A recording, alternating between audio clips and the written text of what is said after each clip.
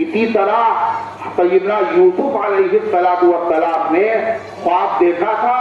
کیا دیکھا تھا؟ انی رأیت 11 کوكبا والشمس والقمر رأیتهم لی ساجدین. میں نے خواب میں دیکھا ہے کہ سورج اور چاند اور 11 ستارے مجھے سجدہ کر رہے ہیں. سورج اور چاند سے مراد ان کی ماں اور ان کے باپ تھے، اور 11 ستاروں سے مراد ان کے بھائی تھے. یعقوب علیہ السلام نے کہا تھا اپنا خواب بھائیوں سے نہ بتانا ورنہ وہ حسد کریں گے. پردے کی تفصیل میں جانے کا موقع نہیں ہے. جب یوسف علیہ السلام مصر کے بادشاہ بن گئے اور والد کو سارے خاندان والوں کو بلا لیا تو پھر کیا ہوا؟ قرآن سے پوچھئے. خروا لہ سجدا، وہ سب کے سب ان کے سامنے سجدے میں گر ہو گئے. اور کیا کہا؟ خواب کی تعریف. یہ سجدہ کون تھا؟ سجدہ تعظیمی تھا.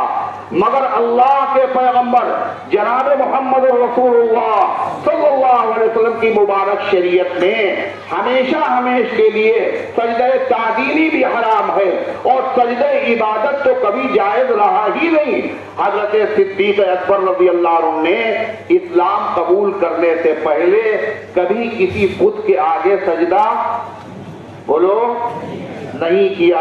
حالانکہ بھی اسلام نہیں آیا، ابھی نبوت کا اعلان نہیں کیا. وہاں تو 360 بت رکھے ہوئے تھے، یہی تو ان کا مذہب تھا، یہی تو وہاں کے لوگوں کا دین تھا. مگر اس کے باوجود اللہ نے حفاظت فرمائی اور صدیق اکبر رضی اللہ عنہ نے کبھی غیر اللہ کی عبادت نہیں کی اور کسی بت کے آگے کبھی سجدہ نہیں کیا. پھر وہ گناہ جو پہلے تو جن کی اجازت تھی اور بعد میں وہ چیزیں حرام ہو گئی، اللہ نے ان سے بھی ابو بکر کی حفاظت فرمائی. جیسے شراب اور جوا. شراب اور جوا. شراب پہلے حرام نہیں تھی، جوئے کا مال بھی حرام نہیں تھا. یہ عرب کی گھٹی میں شراب پڑی ہوئی تھی، شراب ان کی گھٹی میں گویا پڑی تھی. کوئی دعوت ایسی نہیں ہوتی تھی جس میں شراب کا دور نہ چلتا ہو، اور یہ عیب ہی نہیں تھا، یہ گناہ ہی نہیں تھا. لہذا بہت سارے لوگ شراب پیا کرتے تھے. جتنا بڑا آدمی ہوتا تھا اس کے دسترخوان پر اتنی پرانی شراب ہوتی تھی. پتا ہے آپ کو شراب اللہ تعالیٰ نے حرام فرمائی ہے، اور وہ بھی کیسے پتا ہے؟ ایک دم سے نہیں، دھیرے دھیرے. کیوں؟ اس لیے کہ شراب کے عادی تھے وہ لوگ، اور جس چیز کی عادت پڑ جاتی ہے اس کو ایک دم سے چھوڑنا مشکل ہوتا ہے. کیا ہے؟ اللہ لا یکلف اللہ نفسا الا وسعها. اللہ کسی بندے پر ایسا بوجھ نہیں رکھتا جس میں اٹھانے کی طاقت نہ ہو. لہذا اللہ نے شراب کو حرام کیا دھیرے دھیرے کئی 3 مرحلوں میں. پہلا مرحلہ، کچھ صحابہ نے آ کے پوچھا حضور شراب سے جھگڑے ہوتے ہیں، جوئے سے بھی جھگڑے ہوتے ہیں، شراب کے بارے میں اللہ کا کوئی حکم ایسا نہیں آیا؟ اللہ قرآن میں ذکر کر رہا ہے یسألونک عن الخمر والمیسر.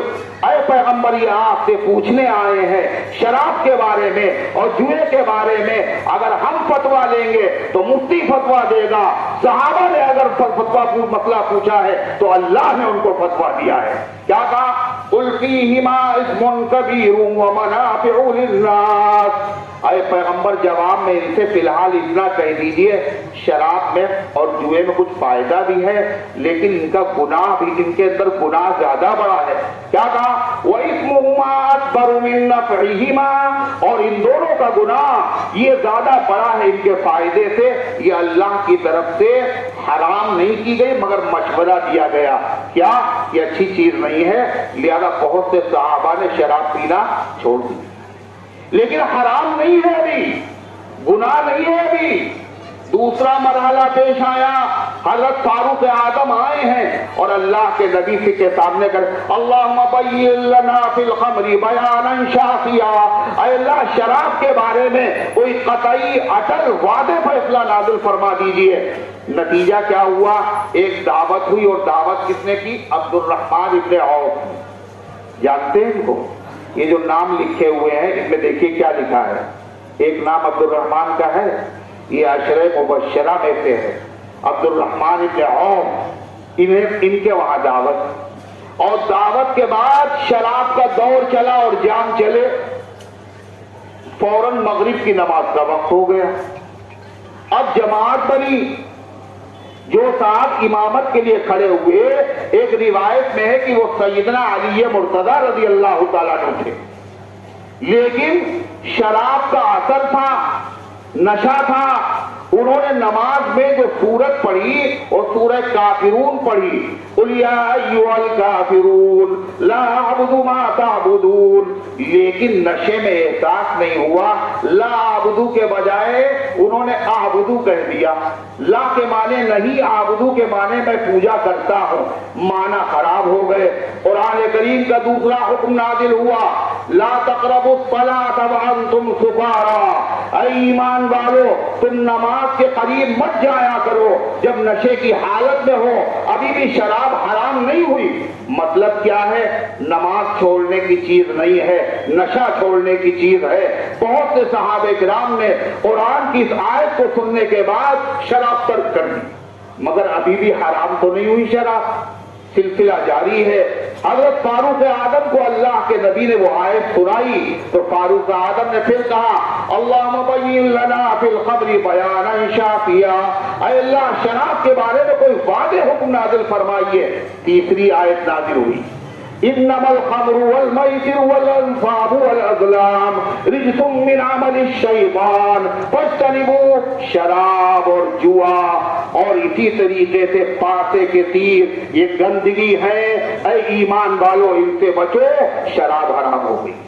صحابہ نے کیسے پھر شراب چھوڑ دی؟ اللہ اللہ۔ انس ابن مالک کا بیان ہے، ایک محفل تھی، وہاں شراب کا دور چل رہا تھا، میں ساقی بنا ہوا تھا، میں لوگوں کو شراب پیالوں میں الٹ الٹ کر کے دے رہا تھا۔ اتنی دیر میں ایک شخص آیا اور آنے کے بعد اس نے کہا، مسلمانوں شراب حرام ہو گئی۔ کہا اتنا سننا تھا؟ اللہ اکبر، جس آدمی کے ہاتھ میں شراب کا پیالہ